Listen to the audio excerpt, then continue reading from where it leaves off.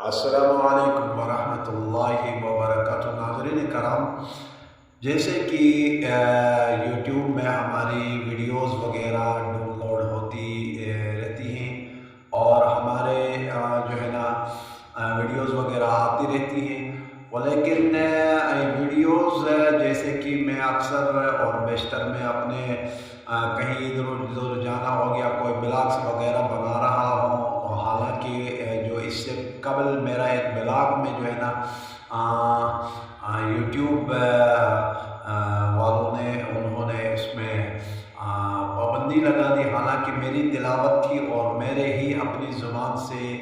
نعت رسول مقبول بلکہ مدینہ منورہ جانے کا ایک نعتیہ کلام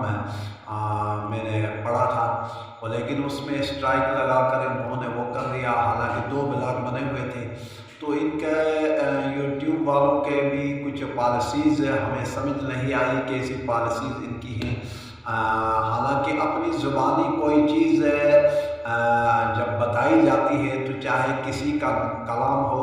لیکن اگر کلام پڑھنے والا جیسے کہ دوسرا کوئی ہو تو پھر اس میں کوئی اسٹرائک وغیرہ نہیں لگنی چاہیے۔ لیکن یہاں ایسا ہوا کہ یہ میرے 2 بلاگس پر انہوں نے اسٹرائک لگا کر انہوں نے بلاگ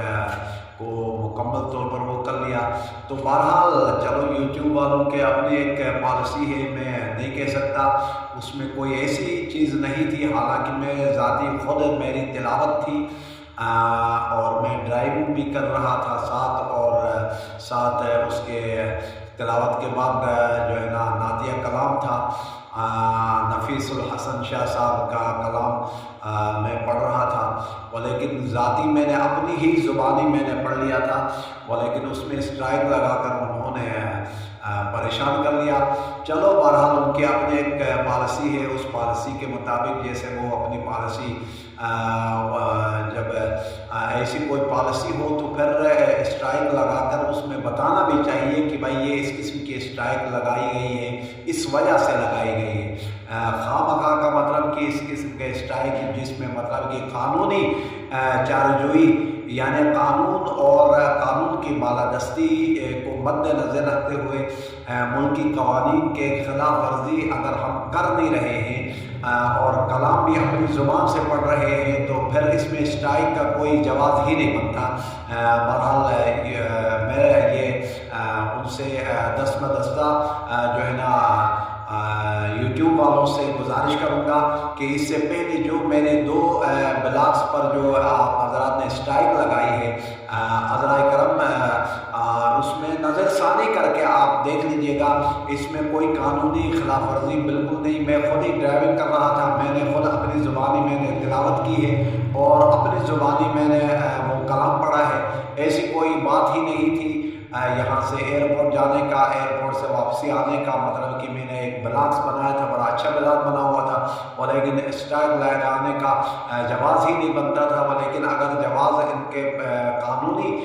چارجوئی کے خلاف ورزی اگر میں نے کی تھی تو ان کو چاہیے تھا کہ وہ مجھے بتا دیتے کہ اس میں فلاں جگہ میں آپ نے قانونی خلاف ورزی کی ہے، ہمارے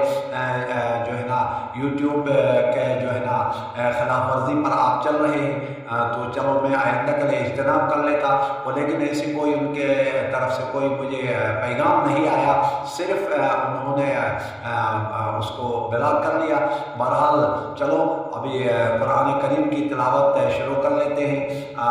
10واں پارہ سورہ توبہ اور آیت نمبر 31 جو ہے نا اسٹارٹ کر لیتے ہیں۔ آئے قرآن کریم کی تلاوت شروع کر لیتے ہیں۔ اعوذ باللہ من بسم اللہ الرحمن الرحیم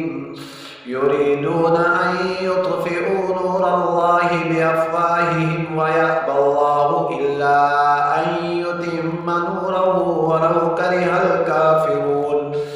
هو الذي أرسل رسوله بالهدى ودين الحق ليظهره على الدين كله ولو كره المشركون يا أيها الذين آمنوا إن كثيرا من الأحبار والرهبان ليأكلون أموال الناس بالباطل ويصدون عن سبيل الله والذين يكنزون الذهب